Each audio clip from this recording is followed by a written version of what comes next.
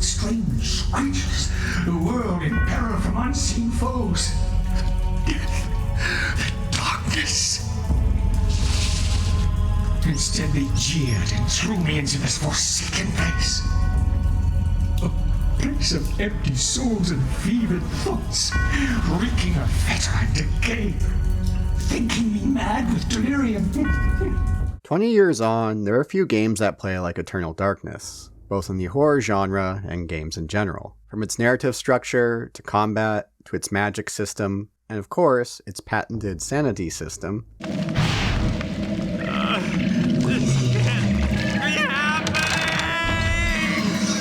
Eternal Darkness does things differently, yet comes together into a cohesive title. It was made out of a partnership with a rising Western studio full of promise, under the guidance of some Nintendo's most notable staff, which makes revisiting Eternal Darkness such a joy and also a bummer. There was so much more that the series and studio had to offer. However, this was not to be, as the studio had a downfall in which they shot themselves in the foot instead of external meddling, something that's oh so common in the industry. The last horror title I covered on my channel, Haunting Ground, Eternal Darkness is one of those titles that beyond playing on the GameCube, you don't have other options besides emulation, which I'm using here. It's a bit upscaled resolution-wise, but no widescreen hack. Eternal Darkness was a bit ahead of the curve by offering a widescreen option. It hasn't been made available on any of Nintendo's online stores for other consoles. You know how clingy Nintendo can be with their IP. Night Dive Studios have mentioned they've tried to do a remaster for this, but haven't got anywhere with it as of writing. Granted, they did get some of the Turok games remastered for a PC release, so it's not 100% out of the question, but we all know Nintendo.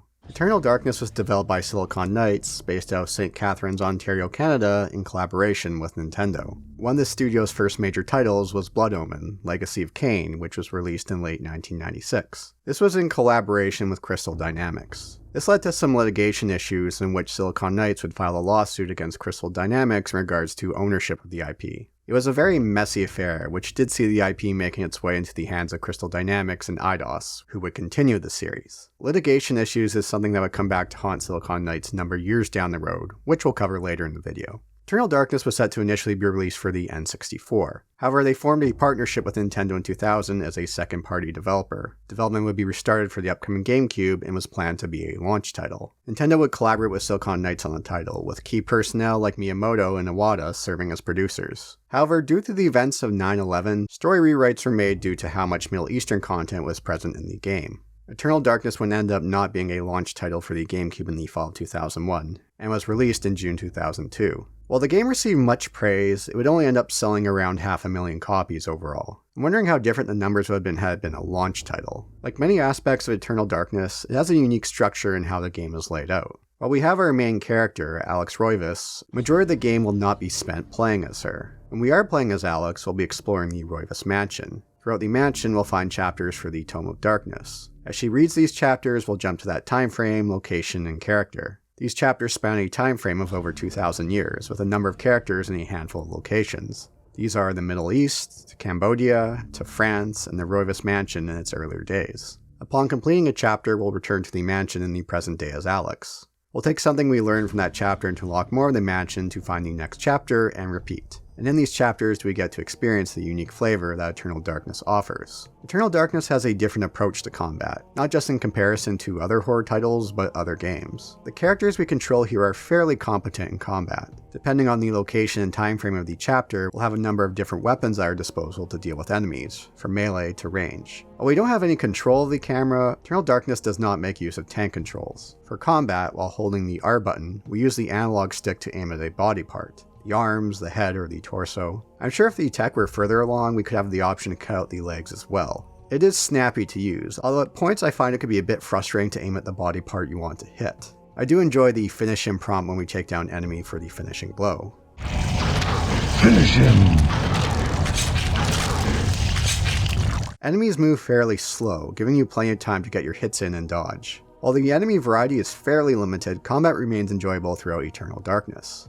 Of course, weapons aren't our only option here. Another standout in regards to Eternal Darkness' systems is the rune-based magic system. Through our travels, we'll collect runes to combine with other runes to cast spells. We could use these spells to heal, to create a protective shield, enhance an item, and more. We'll find codex entries for spells and runes, but you could discover spells early if you experiment with rune combinations. For each spell, we have a couple of options. A spell can initially be cast with 3 runes, but casting with 5 or 7 are unlocked as we progress further. Casting a spell with more runes has a greater effect, but costs more mana and takes longer to cast. It's easier for casting to be interrupted by enemies. It's a risk-reward system that you have to take into consideration each time you cast. In regards to the other option, we also choose our spell's alignment. There's Chaturga, which is red, Ulioth, which is blue, and Zelata, which is green. It's a rock, paper, scissors system. Red beats green beats blue beats red. If you're looking to recover your sanity, you cast teal with Zelata alignment, or Chaturga if you're looking to recover your health. I love the different voices for each spell you cast depending on the alignment you've chosen.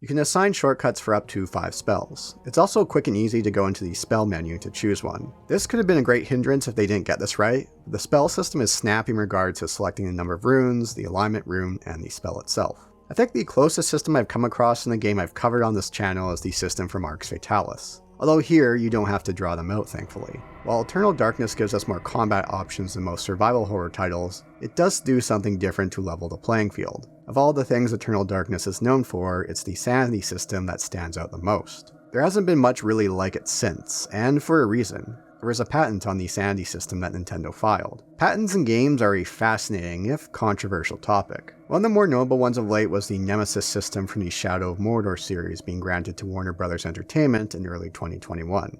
Did you know the dialogue wheel from BioWare titles is patented? I just learned that when looking up video game patents for this video. For the Sanity System in Eternal Darkness, the patent expired at the end of 2021. So I hope that larger studios and indies take a look at integrating something similar now that it's possible. What really sucks is Nintendo didn't make use of this Sanity System afterwards or elsewhere. Amnesia: The Dark Descent did have a Sanity System that does bear a lot of similarities with Eternal Darkness, but it looks like the system was different enough not to infringe on the patent. As we are spotted by enemies, our sanity will drop. Once we hit a certain threshold, reality starts to change. Some of the constants will be the change in the camera angle. Our character will talk to themselves. Music will change to something much more unsettling.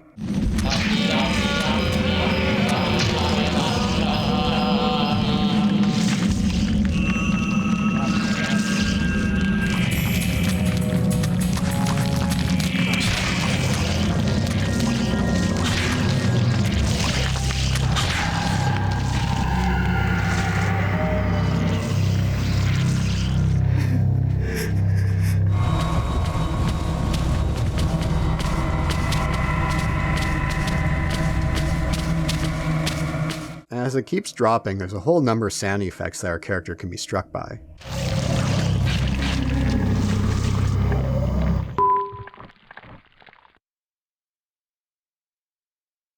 This isn't really happening.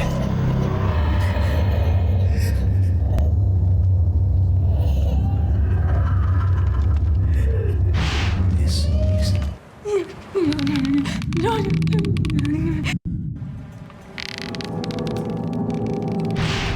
The darkness is coming.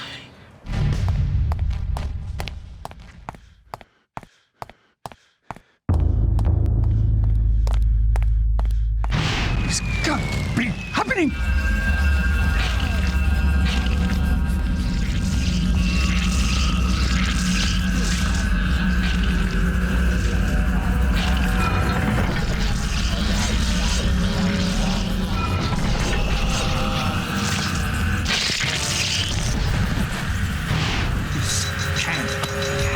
These are just a select few of them. Go search for it on YouTube and you'll find a 23-minute video of all possible sanity effects. I will note that some have aged better than others. For example, the green volume bar effect doesn't have the same impact on modern setups. Still, it's an amazing system where it points you're not sure what's real and what isn't. For this video, this is my second time playing through Eternal Darkness. One that got me was entering a room with plenty of ammo. I was thinking, wait a minute, is there a boss coming up? I don't recall that, before I realized this wasn't real.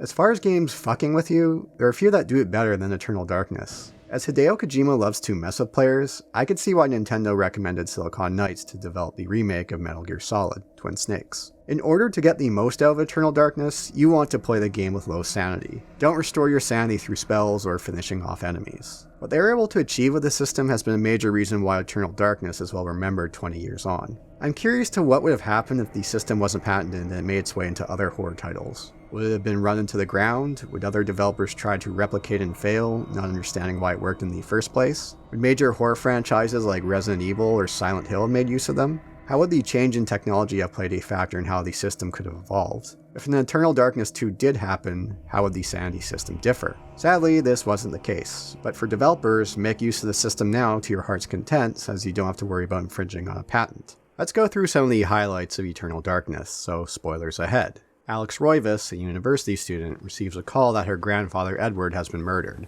She returns to the Roivas family estate in Rhode Island. The inspector here is quite an uncaring dick. I'm afraid there's not much to see.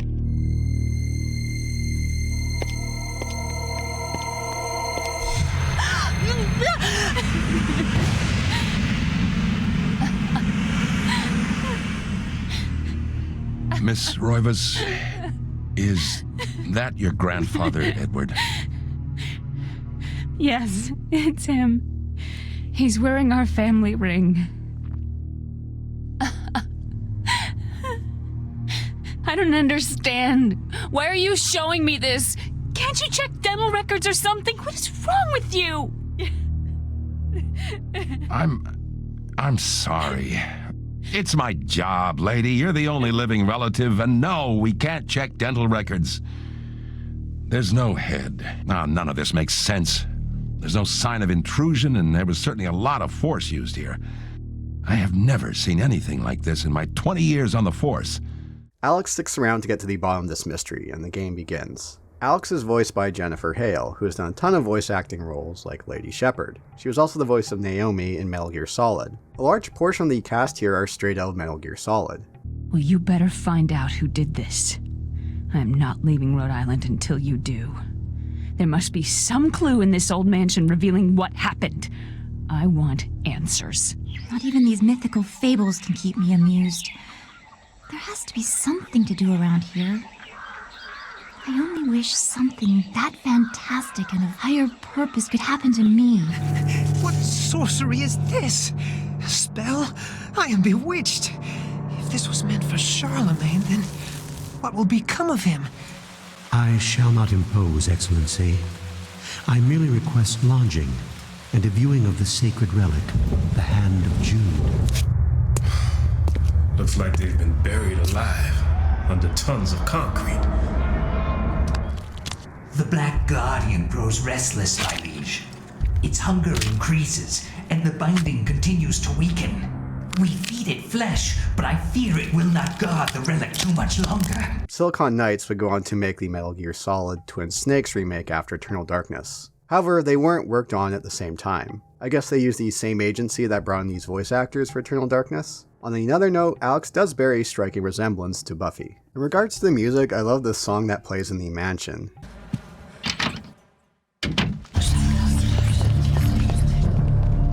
The voices that whisper throughout remind me of the sound that plays when Jason is around in the Friday the 13th movies.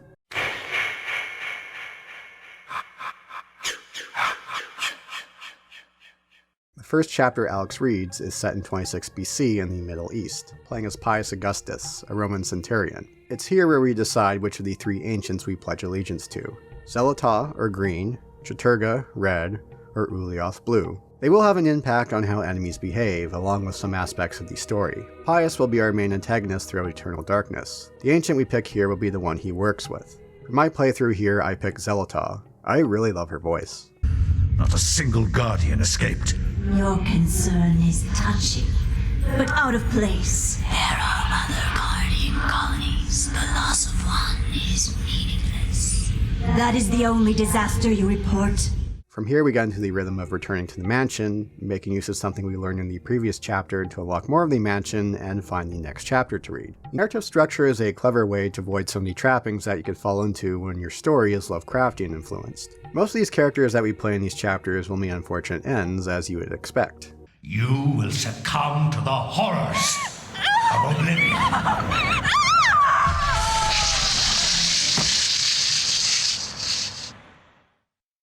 Without your sacrifice, the world will fall into eternal darkness. The things I do for love.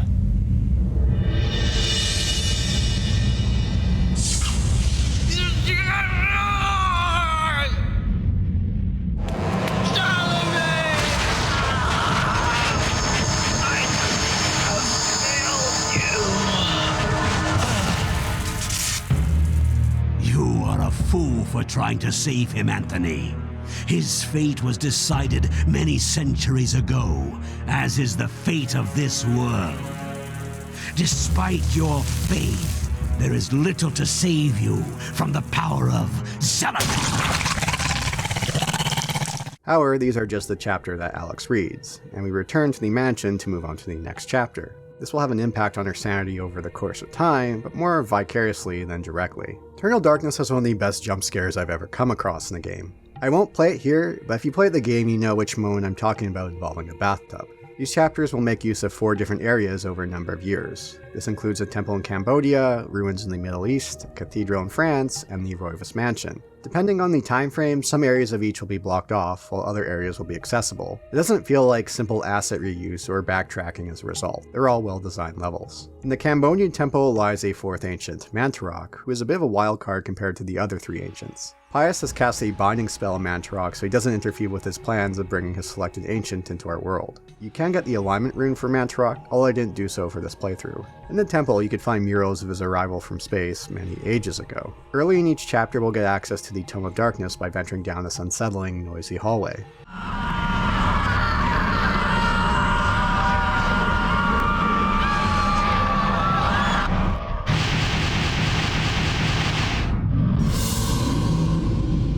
Of all the levels, I did enjoy the cathedral one the best. There's something about finding evil lying beneath a place of worship. One annoying enemy we'll come across are trappers. While you could sneak around them, if you're too noisy, they'll cast a spell that take you to the trapper dimension. These always felt more of a hindrance as opposed to punishment for sloppy play. They do go down easily, although sometimes the camera could get in your way. This can lead to frustrating moments where you get warped away because you couldn't see them. Even though we spend just a short amount of time with each character before jumping to the next chapter, they are fleshed out, likable, and memorable. You understand what they're after due to some economical storytelling. I fear I desire you many 100 times more than you love me. My life has become a waking dream, Karim. For weeks, I have dreamed of an ancient treasure so precious that it changes all life around it. It must be mine, Karim. If you truly desire me, as you say, then you will find this for me. Bring this treasure to me, and I will be yours. There are some puzzles we'll come across in Eternal Darkness, most of them being fairly simple affairs. There was some opportunity here to make use more of spells to progress forward. There are a few sections where we will summon a trapper to control in order to progress forward. These are far and few between, but were enjoyable sections. In one chapter, we'll play as Maximilian Roivas, one of Alex's ancestors in the year 1760. When playing as him, you can conduct autopsies on our enemies. I love when you read his autopsies after this chapter, you gotta listen to his ramblings. The devils inside the servants' skulls were trying to kill me. They plotted behind doors locked and barred and planned the downfall of the human race. I took care of the ones around me, stopped their plans.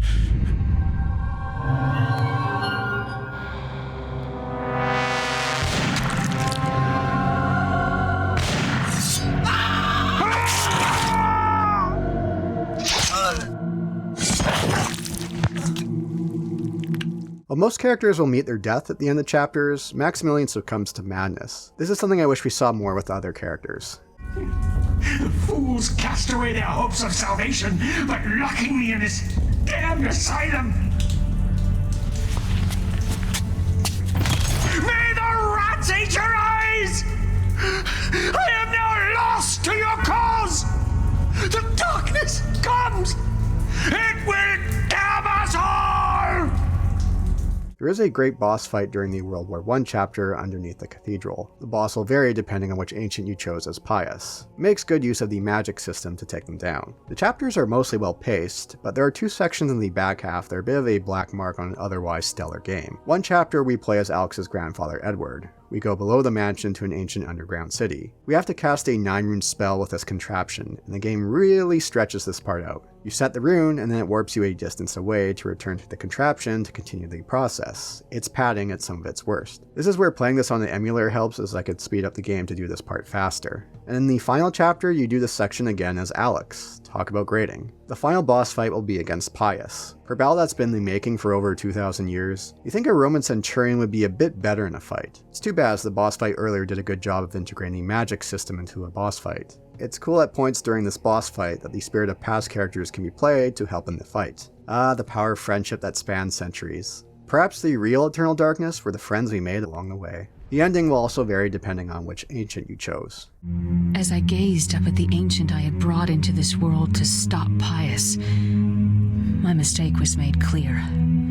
This ancient could lay the world to ruin just as easily as Pius's would have. And yet, as quickly as it began, it ended.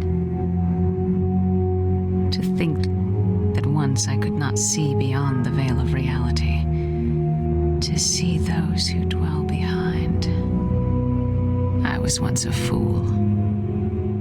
To get the game's true ending, you have to complete the game 3 times for each of the 3 ancients as your choice. The ending implies that Mantarok has been playing some 4D chess, leaving things open-ended for a sequel, which sadly wouldn't come to light. Silicon Knights is one of those studios that's a great case of wasted potential. Whereas many studios have met their downfall by being acquired by a large company and losing that special touch, think studios that got acquired by EA, Silicon Knights' greatest enemy would be themselves, and in particular its founder, Dennis Dyack. So what went wrong here? I came across a postmortem that goes into great detail in the timeline of Silicon Knights from a NeoGAF post. I'll link to in the description if you're interested for greater detail than what I'll cover here. Shortly after the release of Eternal Darkness in June of 2002, Iwata Miyamoto reached out to the studio to helm the Metal Gear Solid remake. Hideo Kojima was busy working on Metal Gear Solid 3 and didn't have experience with the GameCube. He was looking for a team who did, and Silicon Knights was brought up by Nintendo. Along with Kojima and Konami, there was collaboration with Miyamoto and Nintendo staff on the project. Twin Snakes would be released in early 2004 to positive reviews, although there were some changes that weren't as well received. There were plans to have Metal Gear Solid 2 included as well, but it was scrapped due to the lack of time. Silicon Knights was in a great position in regards to their partnership with Nintendo. The sky seemed to be the limit. However, shortly after the release of Twin Snakes, Silicon Knights would end their partnership with Nintendo. Let's rewind the clock back to when Blood Omen was first conceived in the early 90s. One idea that was drawn up around the time of Blood Omen was the concept for Two Human. Two Human was a sci-fi retelling of Norse mythology, or at least that was what would be released in the year 2008. This was a passion project for Silicon Knights. It was worked on for a number of years with a number of reboots and rewrites. An earlier iteration took a cyberpunk RPG approach. Initial plans were for a PlayStation release that never saw the light of day, that was going to be published under EA. Two Human was put on the back burner as they would work on Eternal Darkness and Twin Snakes with their Nintendo partnership. Nintendo would give Silicon Knights an early look at their next console, the Wii, which they balked at. They were expecting something with more firepower as opposed to the motion controls that Nintendo was focusing on. Silicon Knights would end their partnership and strike up a deal with Microsoft to publish Two Human on the 360, using Unreal 3 engine. Two Human here would have a major rewrite and reboot. This released version would be a sci-fi retelling of Norse mythology. Two Human released in August of 2008 to mediocre reviews. It didn't help that Dennis Dyack had spent months battling the forums and the press on how the game would turn out. This led to one of the classic giant bomb bits back in their glory days. Want to bring that shit? Let's bring that shit. I'm taking straight to the streets, man.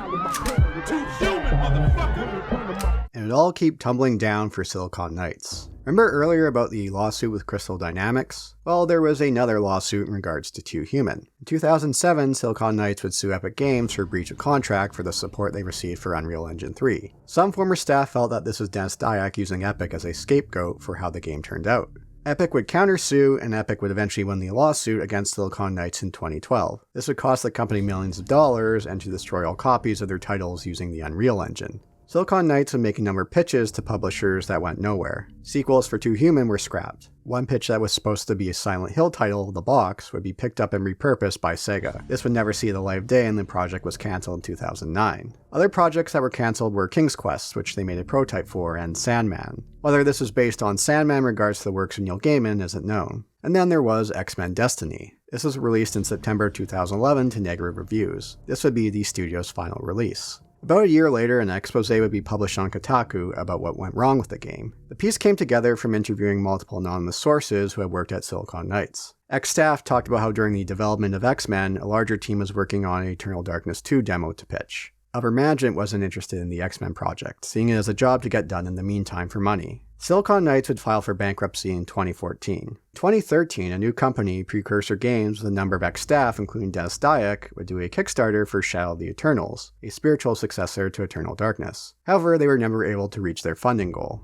It didn't help that one of their developers was arrested during the crowdfunding phase with an incredibly heinous crime. The prototype that they showed for the game did look pretty cool, but who knows how it would have turned out. Kickstarter-backed games have had a number of disappointments over the years, and seeing how Silicon Knights did without the watchful eye of Nintendo, I wouldn't have been surprised if this would have ended up being one of those disappointments. It is a fascinating story of the rise and fall of what was a very talented studio, a studio in which leadership shot itself in the foot. Silicon Knights could have been one of those Western second-party studios like Retro Studios or Rare that Nintendo could rely on. But deciding to part ways and getting involved in litigation in which they would be on the losing end would cause their downfall. Which is too bad, as there is something really special with Eternal Darkness that 20 years later makes a unique title not just in the world of horror games, but games in general. It takes a different approach to nearly all its systems, but it all comes together into a wonderful, coherent package. And sure, Sanity Systems would make their way into other titles, but due to the patent, none would come close to the approach that Eternal Darkness would take. And it ended up being a huge waste since Nintendo didn't make use of the Sanity System elsewhere. It is a real shame. I'm wondering how different the world of horror titles would have looked over the last 20 years had other titles been able to make use of a similar system. Eternal Darkness set a foundation that sadly couldn't be built on unless under Nintendo. Yet its legacy lives on over 20 years later, a title that still remains unique for how it was designed, a title from a studio that would sadly end up tying its own noose. Looking back on Eternal Darkness, it's both an absolute joy and bummer as a result to revisit.